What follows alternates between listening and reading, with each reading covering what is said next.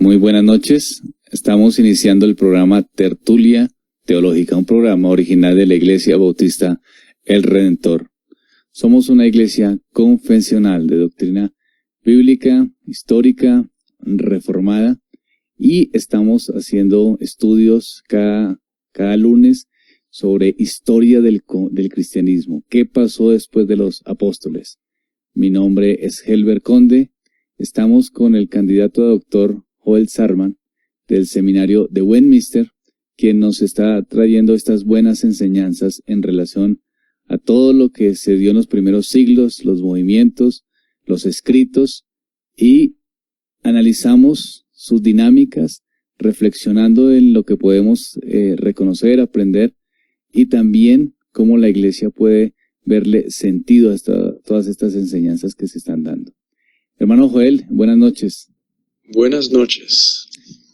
Entonces, queridos hermanos y amigos, seguimos con Tertuliano. Les recuerdo que ustedes pueden hacer cualquier pregunta por el chat de la emisora. También pueden hacerla por Facebook, en la página de la iglesia, en el perfil de la iglesia, o el perfil de Charles Spurgeon, o a mi perfil personal.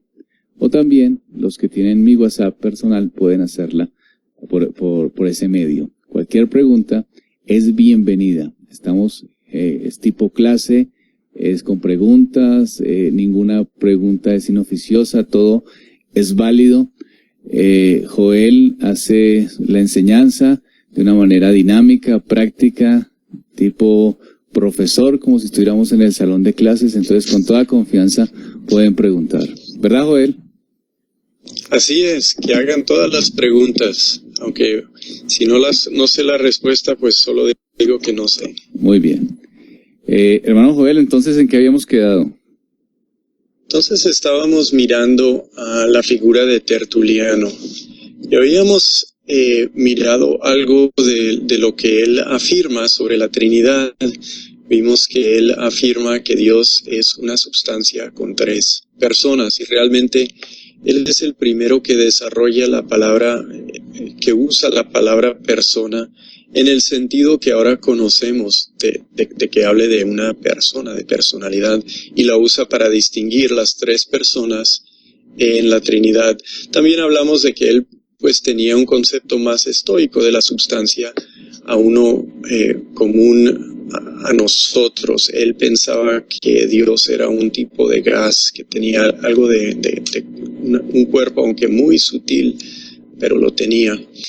Pero, pues sin embargo, él fue uno de los primeros que habló de estas cosas. Una de las razones por la que habló de estas cosas es que se enfrentó a los herejes de su día.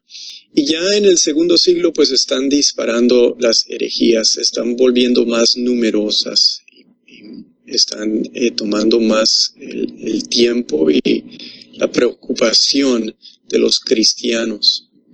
Tertuliano vivía en un ámbito que conocía lo que es el comienzo del modalismo, que a veces se llama el monarquianismo modalista. Esto lo enseñó principalmente un hombre que se llamó Sabelio, pero él vivió un poco después.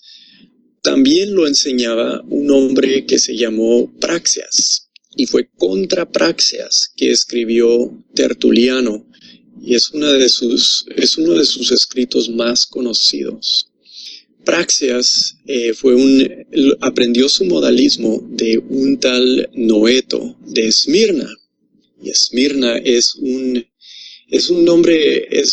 lugar muy común ahora para nosotros estudiando estos primeros siglos. Ahí estuvo Policarpo. Estuvimos hablando que ahí lo visitó, pues por ahí pasó Ignacio. Luego Ireneo visitó a Policarpo en Esmirna. Y entonces de Esmirna también salió este hereje llamado Noeto. Él enseñó su modalismo a Praxeas.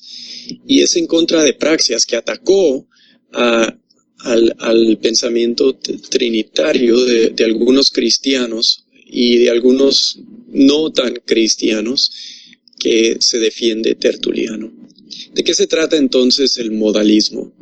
Ellos dicen que Dios es uno, y esto es correcto, Pero dicen que las personas, o sea, el Padre, el Hijo y el Espíritu Santo son aspectos alternativos que presenta Dios. O sea, ellos niegan que simultáneamente exista el Padre, el Hijo y el Espíritu Santo como tres personas a la misma vez. En vez, dicen, pues estos son modos en el cual Dios suele manifestarse, alternando.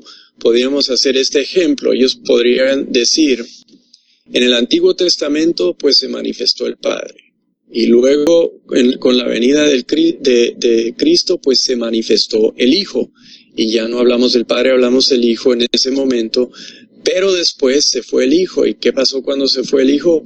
Vino el Espíritu Santo. Entonces, no hay tres, dicen ellos. Hay solo uno. Y ese uno, pues presenta diferentes modos de su existencia. Y por eso se llama el modalismo. O se llama el monarquianismo modalista. O sea, el monarca, hay solo uno y presenta varios modos.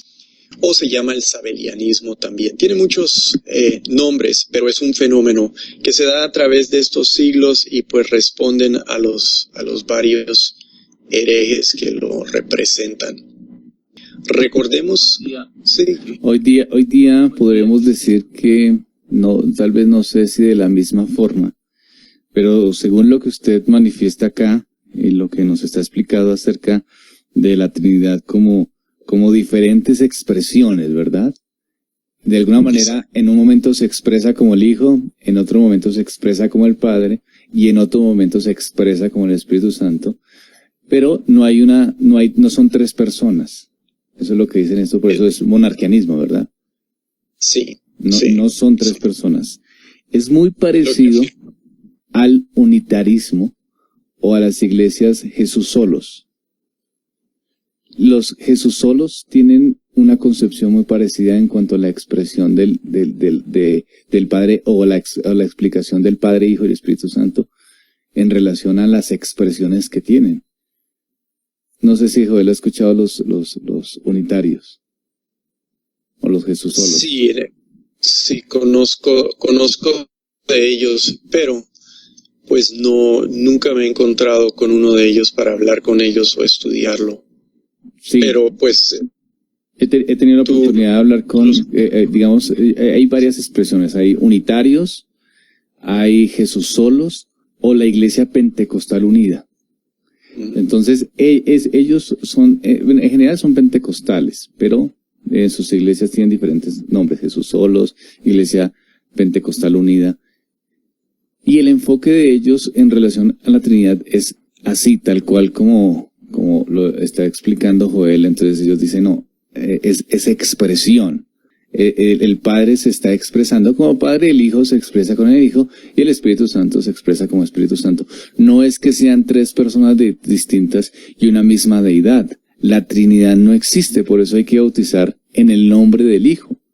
Al bautizar en el nombre del Hijo es porque la redención fue consumada por el Hijo en la expresión del Hijo. Al ser en la expresión del Hijo, tenemos que bautizar en el nombre del Hijo. Pero no debemos, separar la obra de la Trinidad. No podemos separar la deidad en tres personas diferentes. Entonces, para los que nos escuchan, más o menos es el pensamiento muy parecido. ¿Por qué lo aclaro también? Porque a veces, en todas estas situaciones de las iglesias y los movimientos, se piensa que toda iglesia es de Dios. Y a veces estos tipos de detalles no lo ven como si fuera una cosa trascendente. Y estamos viendo que sí fue una herejía. Entonces uno escucha a personas que dicen, bueno, lo que pasa es que no creen en la Trinidad como creemos nosotros, pero son hermanos. Y estamos viendo que no es así, que hay una concepción clara en relación a la Trinidad. ¿Verdad, Joel? Por eso eran herejía. Sí, es una herejía porque pues no reconocen que siempre han existido las tres personas. No hay tiempo cuando no existieron. y obran juntamente. No es el Padre el que crea y el Hijo el que redime. Son el Padre, el Hijo y el Espíritu Santo que hacen la misma actividad de la creación, cada uno en partes diferentes, pero una misma obra, y los tres están presentes, igual en la elección, en la redención y en la consumación de todas las cosas. Pero esto es lo que estaban luchando en esos tiempos, ¿sí? Entonces salieron quienes dijeron, como hoy dicen algunos aún, pues son tres expresiones o tres modos en el que nosotros tenemos la experiencia de un Dios. Recordemos que en este tiempo, pues el triteísmo realmente no es una opción, ¿sí? Multiplicar dioses, eso es pagano. Y además no concuerda con el Antiguo Testamento tener más que un Dios. Entonces, en vez de hacer un triteísmo, suelen colapsar las tres personas, y es algo que hizo el modalismo. Sí se manifiesta un diteísmo, ¿verdad? Con Marción, que tiene dos. Pero la amenaza es colapsar las personas para no multiplicar dioses.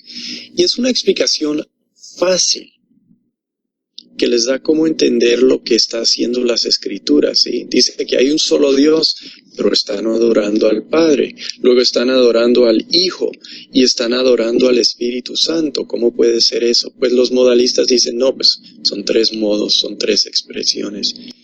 Pero es mucho más fácil decir eso que decir lo que es correcto, y creo que por eso pues la gente se lanza por ahí. Sí.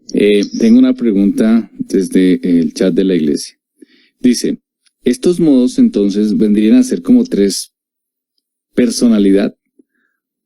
Es decir, la pregunta es como que cada modo es como una forma de ser de la Trinidad. Una forma de expresarse es una buena forma de decirlo, lo que tú dijiste antes. O sea, Dios se expresa en un momento, para ellos, Dios se expresa en un momento como Padre, pero luego se expresa más como Hijo, porque lo que está haciendo, pues más corresponde como con eso, y luego se expresa como Espíritu Santo. Es lo que dicen. Son modos de que nosotros, pues, tenemos la experiencia de Dios. Muy bien. Según ellos. Muy bien. Esta amenaza sigue dominando el pensamiento teológico en este tiempo de los padres, antes del cuarto siglo, porque no tienen aún esa teología robusta de la Trinidad que elaboran en el cuarto siglo, ¿sí? Es algo que tienen que refutar muy seguido, y entonces menciones a ellos se encuentran muy frecuentemente en los cristianos, en los escritos cristianos del segundo y el tercer siglo, y entrando al cuarto siglo también. Por la misma razón de que es la explicación más fácil que hay, ¿sí? Ves esas tres personas, ves que la estamos adorando, ves que dice que hay un solo Dios, pues lo más fácil es decir, pues son formas distintas del mismo Dios de expresarse, en vez de decir son tres personas. La verdad, tenían que desarrollar el concepto de la personalidad. Esto es algo que es difícil para nosotros entender. Es que como no tenían un concepto de la personalidad, pero estas cosas son cosas que nosotros vamos desarrollando a través del tiempo. Los cristianos tuvieron que desarrollar eso. Y se puede hablar de otras cosas que el ser humano ha desarrollado. Por ejemplo, el concepto de la cualidad, o sea, no cantidad, pero cualidad. Es algo que desarrolla Platón. Otra cosa es el concepto de la conciencia histórica, que se desarrolla en el siglo XVI y XVII. Eso no lo tenían en esos tiempos. Sí, ¿cuál es la pregunta? Desde el WhatsApp nos preguntan, ¿cuál es la diferencia entre ser persona y personalidad en relación a la Trinidad? Esa es una buena pregunta. No sé si hay una diferencia. O sea, yo cuando estoy hablando uso la palabra persona o personalidad, pues para hablar de la misma cosa, sí, de diferentes persona es el sustantivo y, bueno, personalidad es como la cualidad de una persona, ¿verdad? Sí. Pero no las distingo, no estoy tratando de hacer una distinción, si preguntan sobre mi uso. Exacto, sí, es sobre su uso. Ok. Listo, muy bien. Sigamos entonces. No había una segunda pregunta. Sobre Ok. eso. Listo, muy bien. Entonces, Tertuliano responde al modalismo de praxias y así elabora por primera vez la idea de personas. Se tiene que desarrollar más, pero él es el primero que dice es que son personas y persona no es lo mismo que sustancia o esencia, lo distingue y entonces se tiene que pensar filosóficamente qué es lo que pertenece a la persona y qué es lo que pertenece a la sustancia o la esencia de Dios. Sí. Maurín nos hace una pregunta, es la siguiente. Modalismo son los mismos que dicen que así como el agua puede estar en estado sólido, líquido y gaseoso, así Dios puede ser Padre, Hijo y Espíritu Santo. Ese es un buen ejemplo para ilustrar el modalismo. Eso no quiere decir que todos los que hacen ese ejemplo son modalistas, porque a veces los cristianos usan ese ejemplo como para ilustrar la Trinidad sin entender que están ilustrando es una herejía. Sí. Pero sí, esa es una buena ilustración de la herejía. El agua es la misma sustancia, pero a veces es hielo, a veces es líquido, a veces es gas, y no es la misma cosa a la misma vez. Buena observación ahí. Y es interesante, Joel, lo que usted dice, y yo he escuchado ese ejemplo, aún digamos en pastores reconocidos internacionalmente, no carismáticos. Claro, no necesariamente reformados, pero sí gente, digamos, que tiene cierta seriedad en su predicación. Y le he escuchado este ejemplo, entonces dice, no, es que la Trinidad es como el agua, estado sólido, líquido y gaseosa. Pero sí, están haciendo una observación acerca del modalismo y de las expresiones de la Trinidad, pero no de la Trinidad en relación a lo que creemos como tres personas, una misma esencia. Sí, y el problema es que como la Trinidad no existe, nada más, no existe nada creado que sea como la Trinidad, no hay ilustración, es algo muy difícil. Y si uno no tiene las palabras, este es el reto que enfrenta la iglesia en este momento, no tienen las palabras. En el latín, pues Tertuliano se inventa la palabra persona, la toma y en el griego tienen que tomar una palabra que realmente causa confusión y tienen que quitarle los significados que no quieren para reducir esa palabra al significado necesario. Es la palabra hipostasis. Bueno, seguimos entonces. ¿Qué más sabemos de Tertuliano? Él, dijimos, tenía mucha influencia del estoicismo, porque era una filosofía que pues llamaba la atención a la gente romana, y él estaba en Cartago, que era una colonia muy romana ahora, después de haber sido destruida y reconstruida. Era un lugar muy romano, y él era un abogado, hacía la ley, y la ley era romana. Entonces él tenía influencias estoicas. ¿Sí? Él solía pensar como los estoicos. Y también como hombre polémico, como estoico y como hombre polémico, no podía resistir ponerse del lado del rigor. Y fue parecido en esto a un puritano. ¿Sí? A veces lo llaman eso es anacronista decirle que es un puritano, porque faltan muchos siglos hasta que aparezcan los verdaderos puritanos. Pero se ponía del lado del rigor de tal forma que parecía a veces un puritano. El rigor era parte fuerte del cristianismo en esa era, porque tenían persecución. Entonces eso mantenía cierta expectativa. Tertuliano escribe sobre el martirio y admiran a los mártires, y pues los mártires pasan cosas difíciles y duras, entonces admiran el rigor, entonces en cierta forma es parte de sus valores. Oraban ellos con ayunos y hacían más ayuno yo creo que cualquiera de nosotros.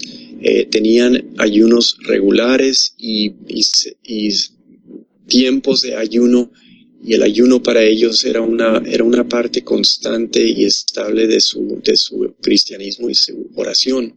También en esos tiempos pues la vida era menos cómoda para la gente, era más dura y el rigor era común. Muchos eran campesinos en tiempos cuando no tenían, ¿verdad?, todos los controles y los beneficios que ahora pues influyen en nuestra vida. El mundo en general, en su tiempo, solía ver el rigor como un bien, ¿sí? Los filósofos vivían según una disciplina llena de rigor, se abstenían de muchas cosas. Los filósofos paganos, ¿sí?, tenían sus ayunos, tenían los que no comían ciertas cosas, tenían los que no se casaban y no querían tener relaciones sexuales. Y entonces se demostraba ese rigor también en la vida de la sociedad, entre las personas que admiraban. Y era algo como, pues, admirado. Así que también los cristianos tenían algo más de eso. Pero Tertuliano tenía un poco más. A la misma vez, a medida que crecía el cristianismo, también se veían más cristianos laxos. ¿Sí? A medida que se vuelve más popular, pues están entrando más cristianos laxos, faltos de compromisos, y algunos hasta iban a los juegos romanos, ¿sí? Eso es lo que hacían en los coliseos y los anfiteatros. Los juegos romanos pues podían ver carreras de esos carruajes, como nosotros podemos ver en películas de esos tiempos, ¿verdad? Ben-Hur y todo eso.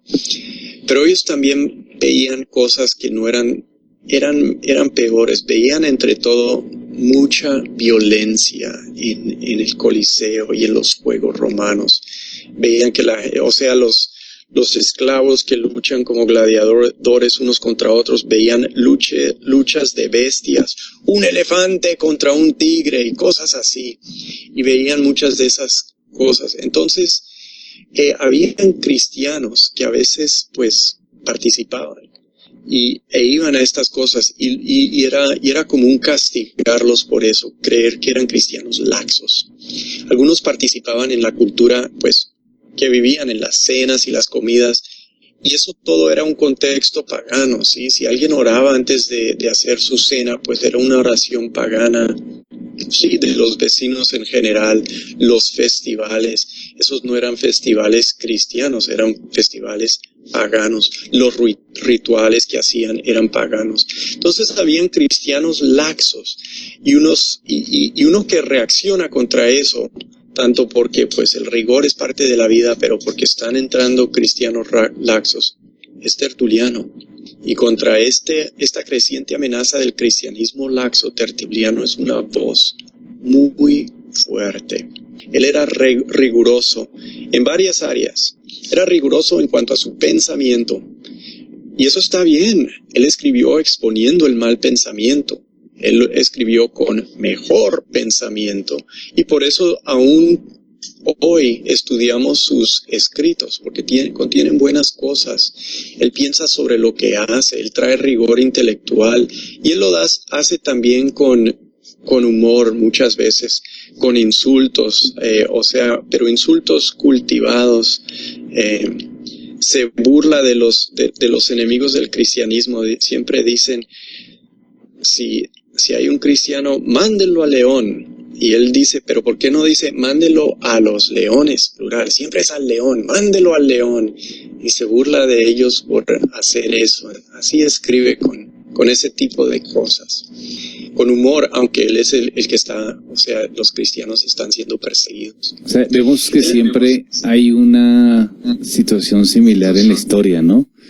Y que de alguna manera siempre hay una oposición, hay una tendencia y una oposición. Es decir, la tendencia es del cristianismo, de alguna manera, hacer parte de la cultura, pero no tanto hacer parte, sino dejarse influenciar con la cultura. Y siempre, entonces, hay de alguna manera personas que se levantan y hacen una opinión y dicen esto no es lo correcto, así no es la forma de ver el cristianismo, están siendo laxos, están siendo no cristianos como debe ser, sino que están mezclándose con las ideologías mundanas. Siempre hay gente que hace una oposición porque hay una tendencia grande en el cristianismo de dejarse afectar por la cultura, ¿no? Ahora, Sí. Eso es un dilema, Joel, ¿sabe? La relación de la cultura y el cristianismo, ¿no? Pues es un tema muy amplio, Sí. con muchas posiciones y mucho que considerar. Y en su opinión, Joel, ¿Tertuliano estaba buscando el equilibrio correcto o estaba dejándose ir por algún extremo? Tertuliano nunca estuvo buscando equilibrio, sí, él no es ese tipo de persona. Tertuliano está buscando ganar argumentos. Entonces, si él ve una situación y a él se le da algo por decir que es inteligente, interesante y difícil de refutar, él se lanza, yo creo. Y por eso, pues, está del lado del rigor, ¿sí? Es más fácil decir, entrar a castigar a la gente por cualquier cosa, ¿sí? Que no deben fumar, que eso es malo para la salud y esto y el otro, en vez de decir, bueno, en verdad la Biblia no lo comenta, entonces no me voy a meter, o lo que tú quieras, ¿sí? Y entonces por este lado siempre iba Tertuliano, porque yo creo que es en cierta forma fácil hacerlo, fácil castigar, y es fácil para la gente sentirse pues que esto sí es en serio, esto sí es verdadera religión, nos están dando duro porque no estamos haciendo el devocional con la familia todos los días, por más duro que sea, que no nos levantamos a las 4 de la mañana y los hijos bañados y todo, quién sabe qué, sí. Y eso le llamaba la atención. Hay una, cuando yo asistía de adolescente a la iglesia carismática, yo sentía una carga profunda si no hacía un devocional a las 4 de la mañana. Y yo sentía a las 4 de la mañana porque el pastor contaba que lo hacía a las 4 de la mañana y era el desafío para la iglesia. Entonces todo el mundo tenía que hacerlo a las 4 de la mañana y era el desafío. Y yo a veces pues estaba cansado o tenía que hacer otras actividades, entonces me levantaba más tarde y yo todo el día andaba deprimido. Y yo pensaba, ¿qué tengo que hacer para redimirme? Porque yo pensaba que no funcionaba si lo hacía de noche. Sí, es absurdo, o sea, se ponen reglas, pues eso es el legalismo y el moralismo, ¿verdad? Que se ponen reglas para ser aceptados con Dios según el esfuerzo de uno mismo. Y lo que usted tocaba hace un momento, hace poco di un taller de padres, y yo les decía, aquí el punto, aunque es importante, ni más faltaba, de hecho yo lo hago, me reúno con mi familia, hacemos la oración, la reflexión bíblica y dormimos. Pero ese no es el punto, es decir, ese no es, o sea, si no se hace por un día una situación de una eventualidad, no pasa nada. ¿Cuál es el punto ahí?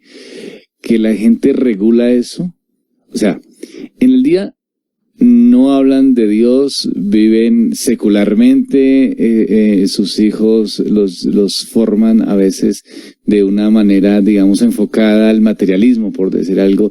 Usted va a estudiar, tiene que aprender esto, ahora tiene que aprender lo otro, y usted tiene que ir allí a la clase de música, tiene que ir a la clase, y por la noche, bueno, listo, vamos a hacer la oración y la reflexión bíblica. Todos lo regulan como al devocional familiar, y el resto de la vida no. ¿Sí me va a entender? Sí, es como una magia, es como ir Exacto. a la misa. ¿Sí? Exacto. Van a la misa, reciben la magia y el resto de la vida, lo que sea. No importa, exacto. El resto de la vida yo puedo vivir no tomando, no emborrachándome, no matando a nadie, no. Sino con una mentalidad secularizada, por decirlo de alguna manera. Una mentalidad enfocada a progresar, a estudiar. Y en ese momento, entonces cambiamos todo el chip, cambiamos toda la mentalidad y vamos a sentarnos. Y yo me siento como padre contento, porque ya cumplí con el rito que se me exigió. Rito. Y eso es lo que yo les he dicho a los hermanos de la iglesia, así no es. Por ahí no es el enfoque, es el diario. O sea, yo tengo una vida devocional con mi familia cuando salgo y vemos la naturaleza y hablamos con mis niños pequeños que esto es creación de Dios. Hay una vida familiar cuando mis hijos ven que me dan de pronto más dinero en el pasaje y yo voy y lo devuelvo. Hay más vida familiar cuando ven que yo pido perdón, cuando me alteré en una circunstancia y me acerco a mi familia y pido perdón. Entonces, a veces la gente omite todo eso y se concentra en el hecho de que ya hice el devocional familiar. Se sienten contentos y no importa nada. Eso es lo que Joel nos está enseñando en un sentido, la rigurosidad, sin realmente una piedad, ¿no? Sí. Bueno, pues si no hay piedad, no quiero decir que le faltaba piedad a Tertuliano, pero él se lanzaba mucho por el lado del rigor. Y es bueno en algunas cosas, por ejemplo en la parte intelectual, pues es bueno ese rigor y por eso leemos sus escritos. Pero él también, creía unas cosas más extremas. Él se escribió contra el obispo de Roma, ¿sí? El pastor de Roma, por ser laxo. Él despreciaba el escrito que hemos tratado ya, el pastor de Hermas, que provino de Roma, y él lo despreciaba por ser laxo. ¿En qué sentido? El pastor de Hermas permitía que la gente se divorciara y se volviera a casar si tenían buena razón, ¿sí? Que hay razones de adulterio o de abandono, ¿sí? En las que si no se puede hacer nada es posible divorciarse. Entonces el pastor de Hermas tomaba ese punto de vista, que sí se podían volver a casar. Tertuliano no creía que uno se podía en esta vida casar más de una vez. Ese era el máximo matrimonial que Dios permitía. Si se muere tu esposa, no te vuelvas a casar. Si se muere tu esposo, tampoco. ¿Sí? Ese era el punto con él. No se puede nadie casar más de una vez. Y los que lo permiten son laxos. Él tampoco creía que una vez uno es bautizado, que a un creyente le era permitido volver a pecar.